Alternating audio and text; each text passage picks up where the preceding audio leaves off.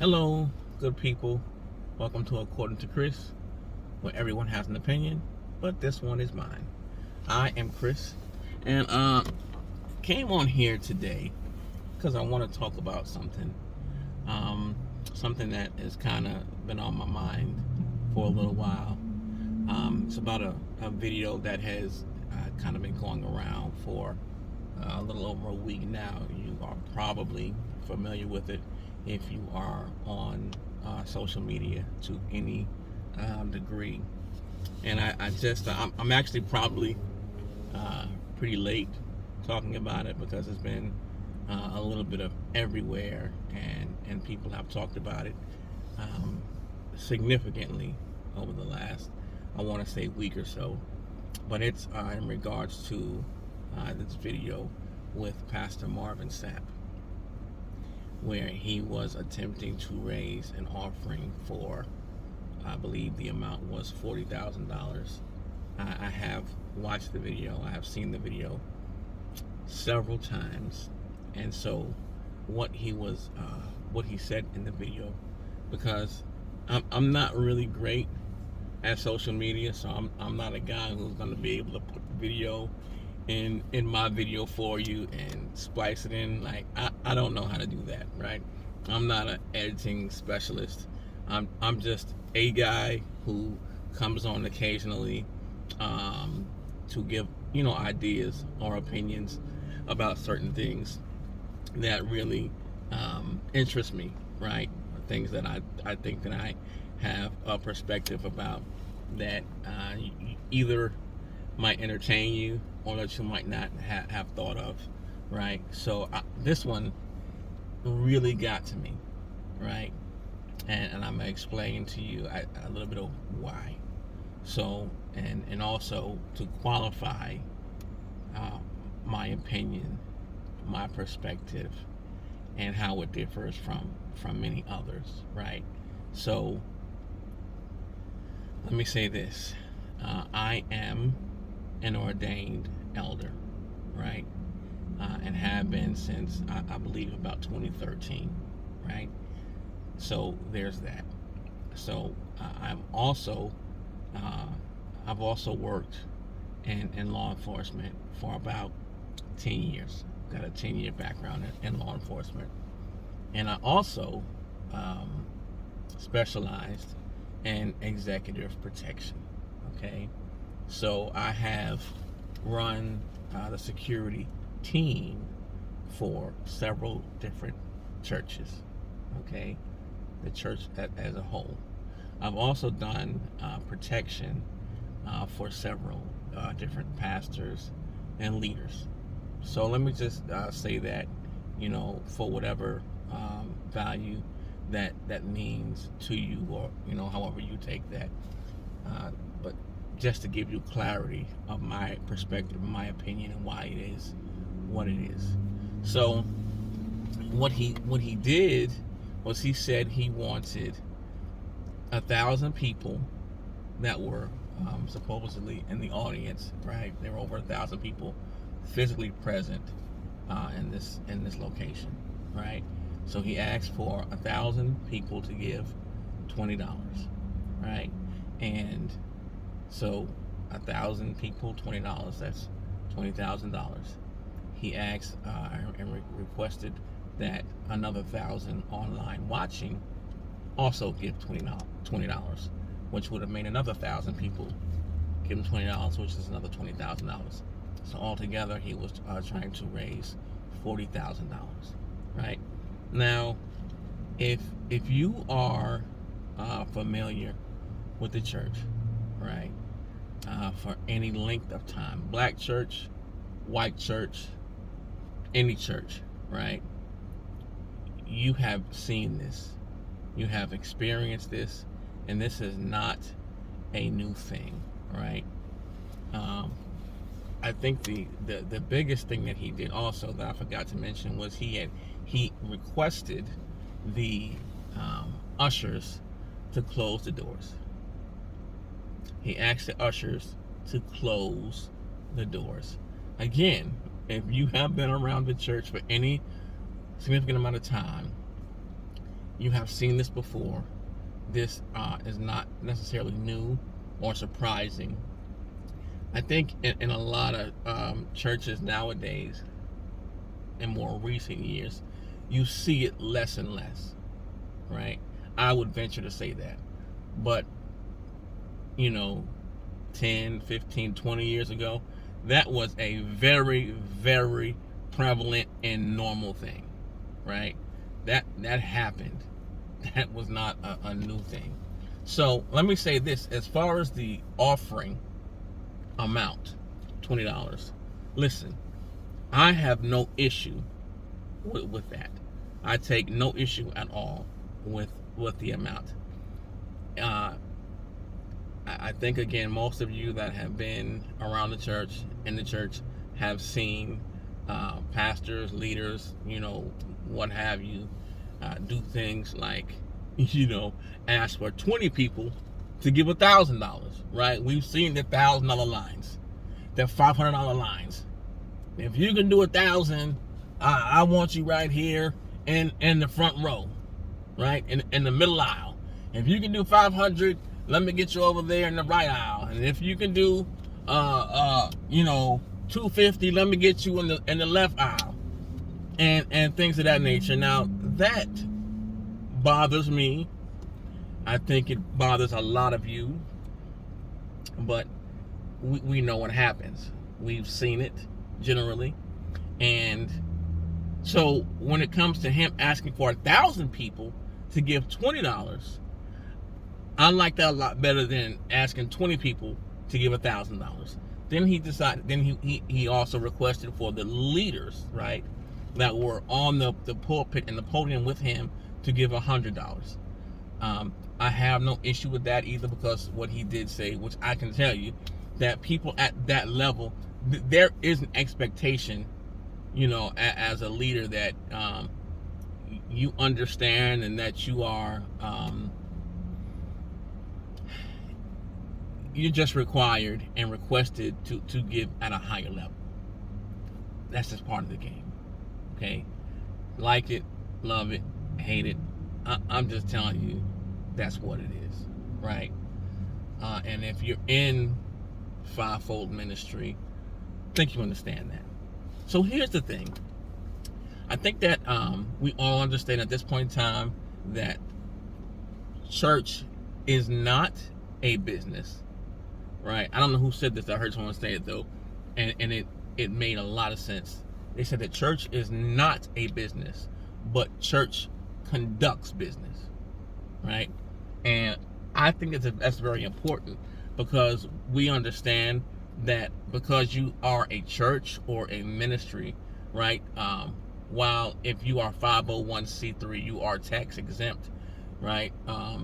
That does not mean that when you're a 501c3 that you do not pay rent or mortgage or lights or so on and so forth, right? We all understand that ministry costs money. Whatever level you do it at, be it a storefront, a little tiny church with 8 people, right? That pastor still has mortgage or rent and lights and water, everything else that comes along as far as overhead with any other business, right? Or just your life personally. You still have rent or mortgage, you still have sewer and lights and cell phone, car payment. Like, that's no different from any other church or ministry, regardless of what level or what size you are at. So we understand just common sense that churches have overhead and they have to raise money. I think that's just natural. We understand that, right? So I have no problem with giving and fundraising, whether that's through tithe, offering, what have you, right? So we expect that. So I say all that to say this. I had no problem, again, with the amount that he asked for or how he asked for it. I have a problem and I take issue which I think most people, from what I've heard, comments I've read, that the issue was when he was telling the ushers to close the door. So now, let me get into that. Again, background being in ministry, in law enforcement, and specializing in executive protection, right? I heard a lot of people say that he said lock the doors, right? I heard one girl who I watched her video, and she played the clip 5 times. She played it 5 times, and she said every time she played it, and he said close the doors, and then she came on and said he said lock the doors. Then she played again, and he would say close the doors, and she would say he said lock the doors. 5 times she played it, and 5 times she heard it, and then she said he said lock the doors. She said he said something that he did not say. She said after playing it, she then turned around and quoted something that he did not say. Let me clarify this. There is a difference in saying close the doors and lock the doors. There is a difference. So you've got to be careful in misquoting someone. Why? Close the doors was bad enough for several reasons. So I'm getting ready to get into. Lock the doors is something different. Close the doors is intimidating, it's disrespectful, it's out of order. And I'll explain to you why that is in a moment. Lock the doors is a felony. Close the doors is out of order, disrespectful, and tactless, tasteless, everything that you can think of. Lock the doors is a felony. Be clear about that. So that is a significant difference. Had he said lock the doors on that video and it gotten out, oh, he would have been locked up by the fire chief. Okay? That's against fire ordinance for any and every city. That is illegal. That's a whole different problem. So be clear, if you're ever in a church where they lock the doors on you, it's a problem. That's a real problem. So I want to say that, but we'll go beyond that and we'll go into the lock the doors. Close the doors, excuse me. So closing the doors was a big enough problem, right? And here's why. In his church, right? Every church, let me be careful about how I say this. Most churches nowadays have security protocols in place. Most churches have at least some type or form of security protocols in place, right? Even the smaller storefront churches a lot of times have. Back in the days that was almost non-existent, but whether you have one guy in there somewhere, maybe a deacon or something with a firearm on, most churches, particularly churches of any size, right? If you're over 80 people, right, 90 people, I don't know, and you don't have security of some sort, I don't know what you're doing. I don't even understand. Because understanding that, the way we view church, we all say church is the place that anybody and everybody is supposed to be able to come, right? Theoretically. Supposed to be able to come, supposed to be able to be welcome. Well, if that's what it is, then you also have to be prepared, right, to meet whatever that is also. That's just common sense. If everybody's welcome, then you have to be prepared to meet what comes with that, because everybody's not in the same state of mind and not in the same place in life. And if you are drawing people that have issues and problems, right, you need to be able to address to address them however they come in. That's just what it is, right? And in a day and a time right now, security is a bare minimum essential, right? So in the churches that really run and have protocols, generally speaking, the security team and the ushers work in tandem. Okay? The security and the ushers work in tandem. Why does that make sense? Because the ushers have a greater vantage point, or some of the greater vantage points, than anybody else in the church and in the ministry. Why? They're standing, right? And they stand generally at selected points, right, of entry and exits, right? So they're at key places within the building. So they're in a place where they can see things, and that's their job. They're monitoring sanctuary. They're monitoring outside the sanctuary. They're monitoring movement, right? So they're in key places and key positions to see what's happening before a lot of other people are able to see what's happening, right? So for that reason, a lot of their movements, they work in tandem. They overlap a lot of times.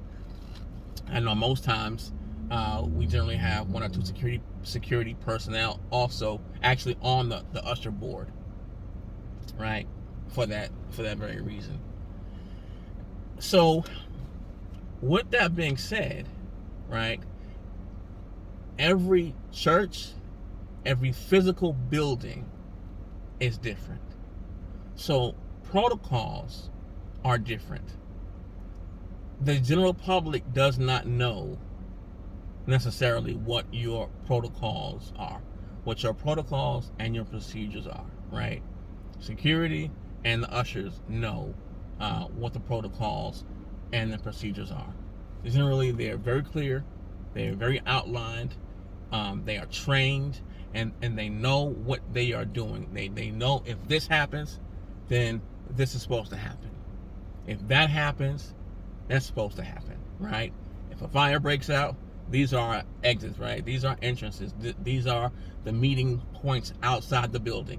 Things of that nature are already set up, and they are trained and they are prepared to execute those protocols, right, and those procedures.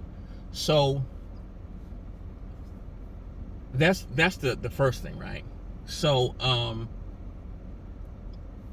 every church, every building is different, right? So it's no different from your home. Your home, my home. Two houses are generally not the same, right? So whatever your protocol and your procedures are for your home is what they are for your home, based on your layout and how things are set up. Everybody doesn't know that. Everybody doesn't need to know that, right? As far as in a ministry or in a building. So I know that he has them, because I'm not sure what size his church is, right, or his member count, but I'm sure that Pastor Marvin Sapp has a sizable ministry and a sizable facility. So I know he has. Plus, he's basically world renowned and known. So I know he has security in his ministry. I also know I'm sure he has personal security around him as well. And so, with that being said, that's speaking for his church in particular. If you look at the video, I can tell, because So I'm just talking about that as far as his personal church. Now, I know that when this happened, this did not happen in his church. I believe people were saying that this was his church. Some were kind of confused. I could almost pick up immediately it was not his church. It was, I thought it was a conference, but I wasn't sure if it was a conference or if it was somebody else's church. And here's why, how fast I knew it. When the video I think shows him coming on, right? And he says, he was talking and he says, I said close the doors, right? And then he goes on, I believe I counted 5 more times. Close the doors. Close the doors. Close the doors. Close the doors. So I think I counted 5. But the first one he said on video was he said, I said close the doors. Right? Which said to me automatically he was not in his church. Number one, if he was in his church, if that was his security team's protocol, the ushers would have already closed the doors. He wouldn't have had to mention it once. He wouldn't have had to. They would have picked up on it and they would have enacted their protocol of closing the door, if that was their protocol, right? So I'm pretty sure in his church, if that was not his security team's protocol, he would not have gone against it. He would not have called that to happen if that is not their normal protocol, because he would have understood, or at least should have understood, that you don't at the last minute call your security and your usher board to get out of place. That is a no-no, because then you start to have people moving out of place, out of procedure, off their posts that are supposed to be and are trained to move in a certain way, to behave and act in a certain way. And then you get them out of their training, out of their position, and doing things that are contrary to their protocol and their training, and then it throws everything off.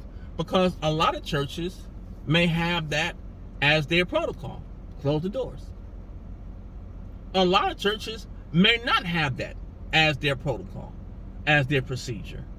And that can happen for different reasons, because you don't know where, because generally speaking, a lot of the guys are plain clothes. You're normally not walking around with uniformed officers, right, or uniformed security.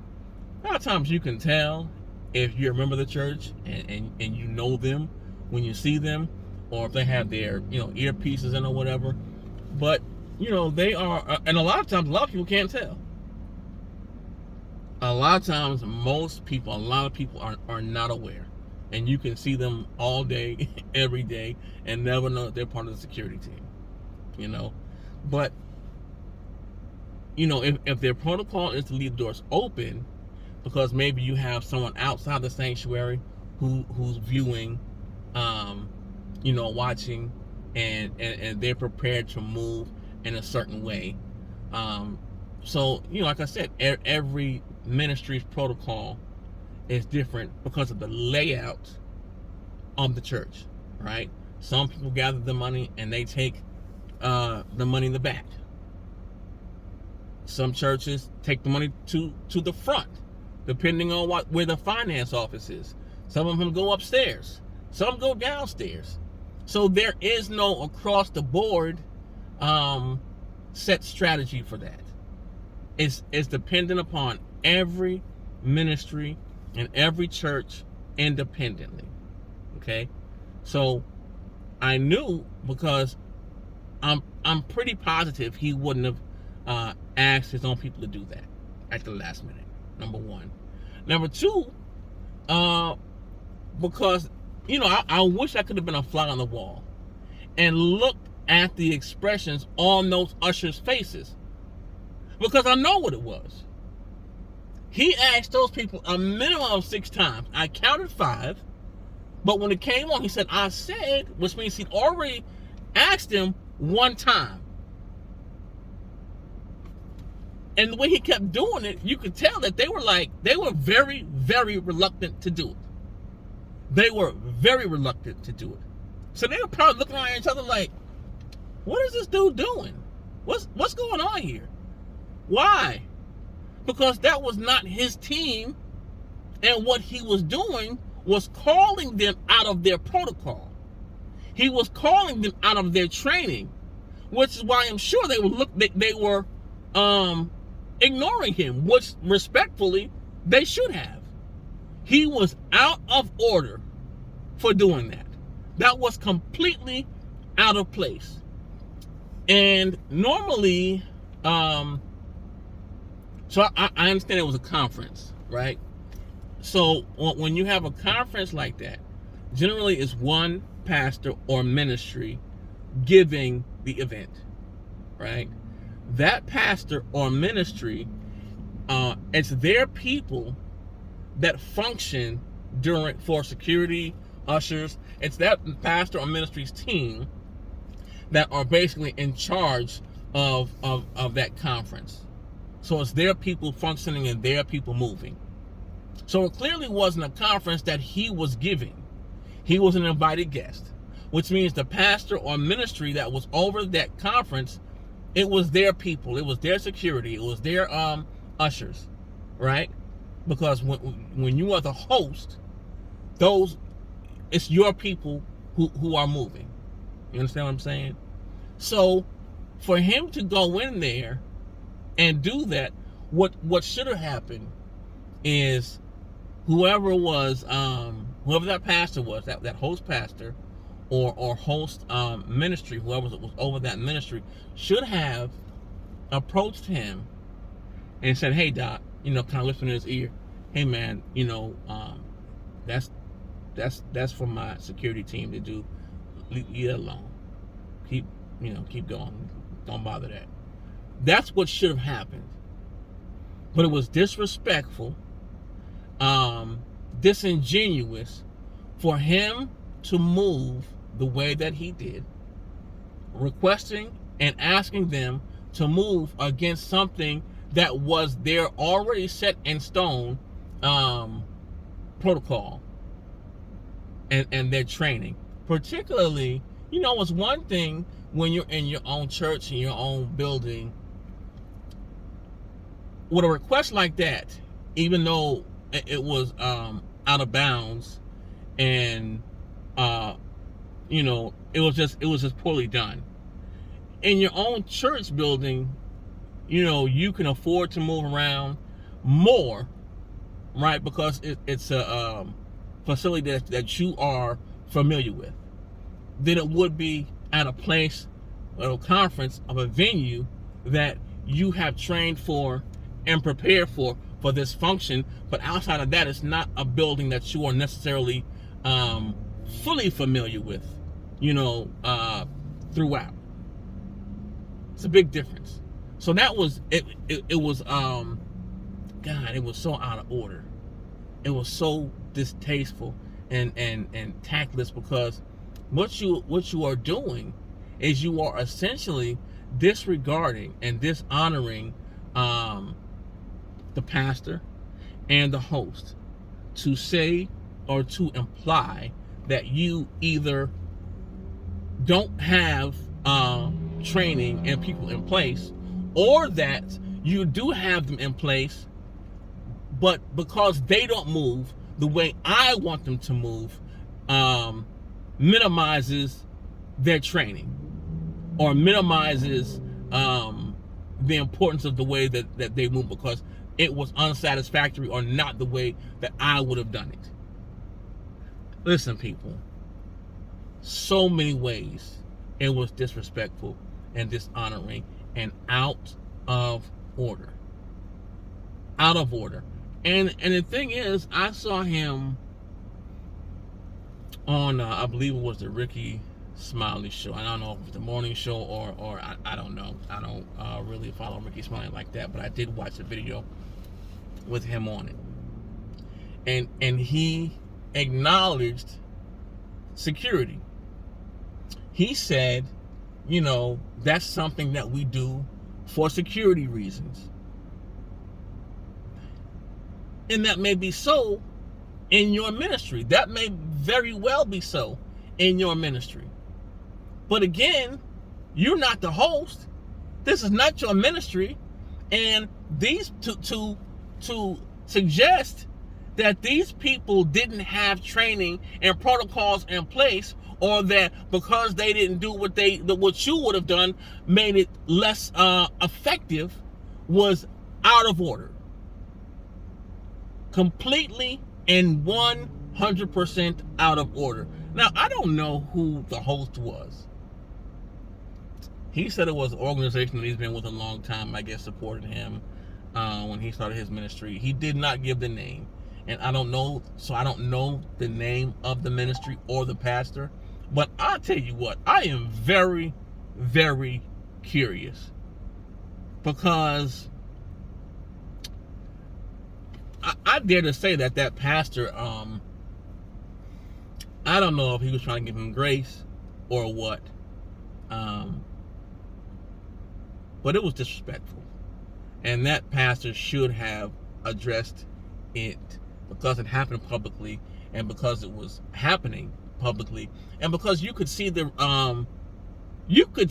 and feel the tension and the reaction of the ushers, even without seeing it.